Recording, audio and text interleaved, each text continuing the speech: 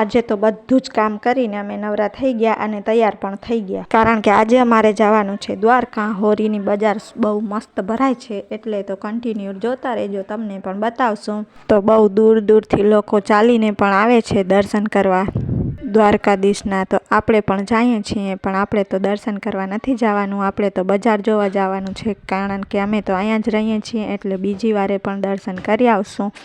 તો આવો નજારો જોતા જોતા અમે જઈએ છીએ બજારે. તો અમને ગયા હતા છોટા હાથીમાં બેસીને દ્વારકા, અને હવે ચાલીને જઈએ છીએ. તો ચાલો કન્ટિન્યુ જોતા રહેજો, તમને પણ બતાવશું, કારણ કે દ્વારકામાં હોળીનો માહોલ બહુ અલગ જ છે. અહીંયા આવો નજારો બીજે ક્યાંય જોવા ન મળે. અને અહીંયા આવ્યા એટલે બહુ જ ટ્રાફિક હતી, એટલે વધારે વિડીયો આપણે નથી બનાવ્યું, થોડું ઘણું બનાવ્યું છે.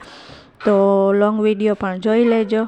તો અહીંયા અમે તો અડધી બજાર ફરી લીધી. તો અમારે તો સાંજ પડી ગઈ, કારણ કે બજાર છે બહુ મોટી, એટલે પૂરું થાય નહીં જલ્દી. આપણે જોઈએ તો આખો દિવસ નીકળી જાય, એટલે પછી આપણે થોડી ઘણી શોપિંગ કરીને ઘરે આવતા રહ્યા હતા.